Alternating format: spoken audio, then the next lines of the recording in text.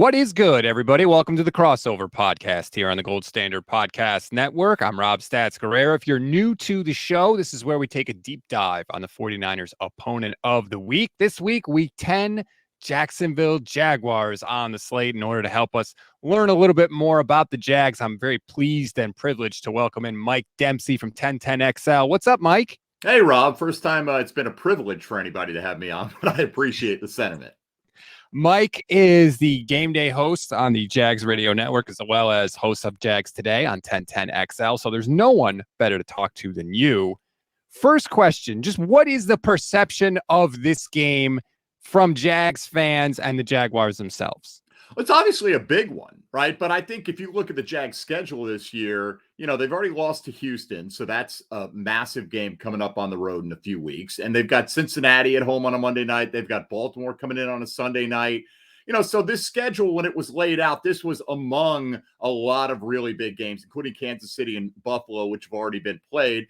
And, look, this is not to minimize the importance of the matchup, but it is NFC versus AFC. So I think for both teams, they're probably more important games, but in terms of a litmus test, I think we all recognize here on the East Coast how good San Fran is when they're fully healthy. They're dominant on defense. They've got offensive playmakers across the board. So I think it's a phenomenal test for the Jags this week. I think it's a litmus test for the 49ers, frankly. Look, Niners have lost 3 straight. They're kind of struggling right now. Meanwhile, Jacksonville's won 5 in a row. Like, life is good if you're a Jags fan. I look at this as a big challenge for the 49ers because I look at your offense, and everywhere I look, there's somebody that can hurt me. So to me, this is almost like a litmus test for the 49ers, especially defensively, because their defense has been under a lot of fire lately. Yeah, it's interesting. I'm sure you're aware of this following from afar, but, coming into the season, we thought this offense was going to carry this team. We expected maybe a top 5 offense if everybody stayed healthy.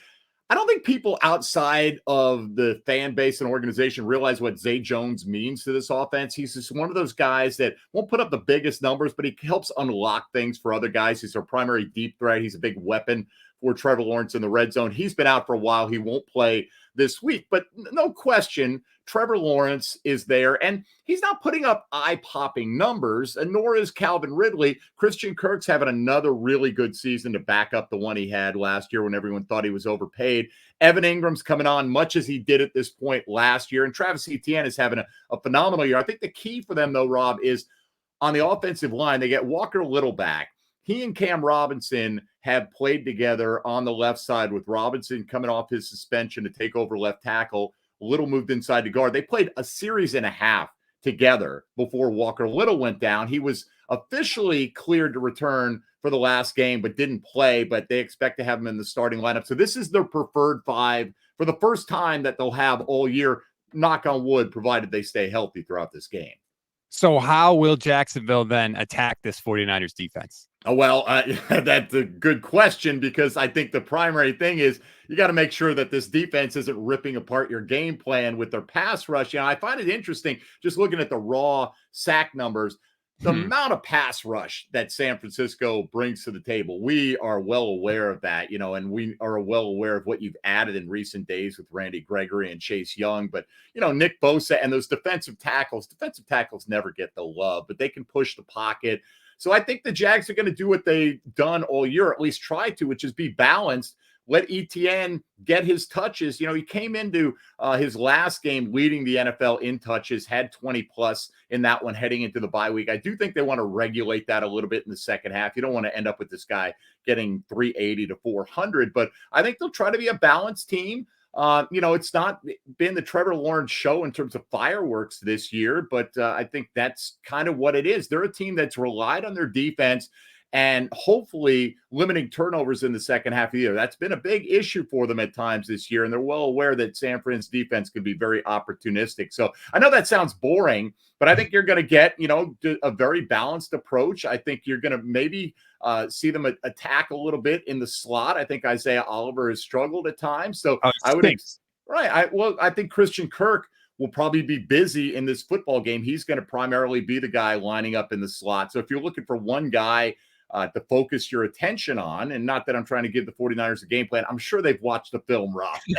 They're not waiting for me to come on and give it to them. But I do think the slot is going to be busy on Sunday.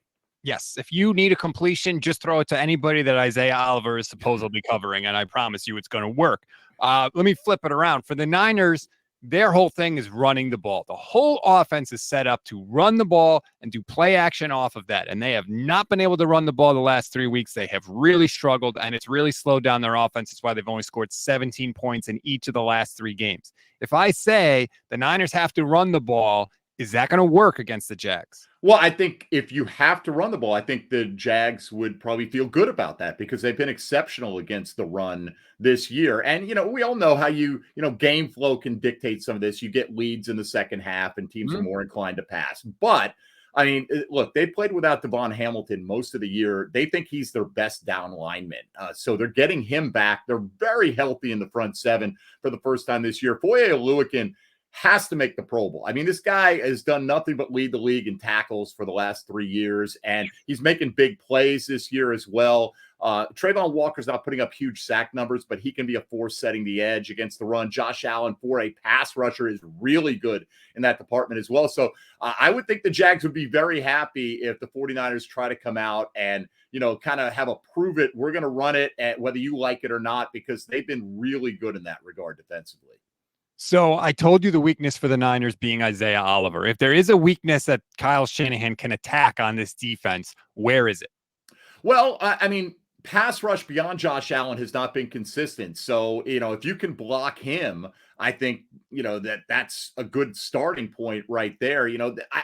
You hate to say there's no weak spot in the defense, right? But Darius Williams, we would have said maybe is a guy you could pick on. Well, coming into this week, he leads the NFL in pass breakups. He's had his hand in 6 different turnovers this year, and he's done a lot of that guarding number ones while Tyson Campbell's been out. So I think their corners are very solid. Trey Herndon's having a very good year as a nickel. He's not a great player, but, he's playing up to his capabilities right now. The safeties are talented. I told you about the front seven.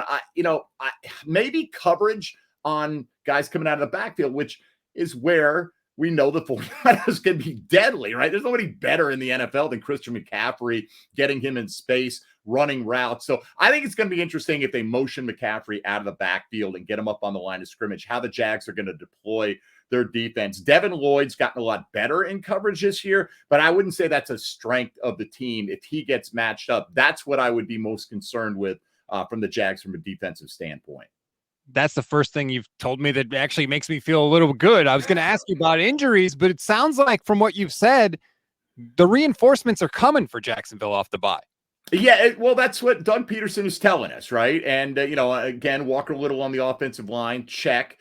Most of these guys have been limited in practice this week, but with the acknowledgement that barring any setbacks, they're going to be out there. So they're getting healthier in the secondary. They already got Devon Hamilton back. DeJuan Smoot came back after tearing his Achilles last year, and it's been a few games for him. And look, he's not a household name around the National Football League, but that's kind of the state of the Jaguars pass rush this year. It's been Josh Allen, a little bit of Trayvon Walker, and then just kind of hope you get a contribution, a random sack here or there. Smoot has kind of been that third pass rusher over the last couple of years. They hope as the season plays out. I don't know if he's going to make a major impact here, but the nice thing about him is he is good against the run as well. They're really a physical team that doesn't have a ton of household names or lengthy lists of Pro Bowlers on that side, but they take pride in their defense. So, yeah, they are getting healthier. There's no question about it.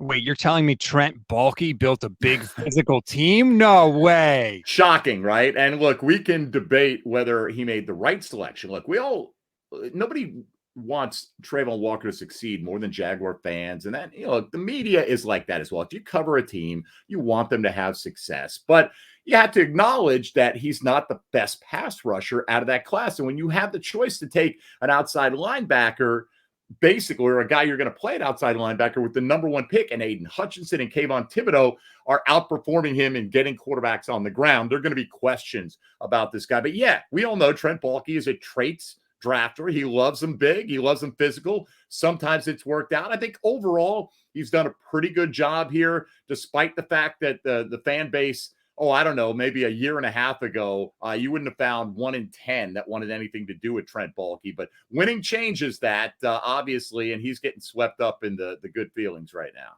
Have you drafted anyone coming off a torn ACL? Because he only took about 50,000 of those guys for the Niners. We have drafted some injured players or guys with injury histories. Sometimes that works out. Fortunately, it's generally been in, say, the 4th round and later, Okay.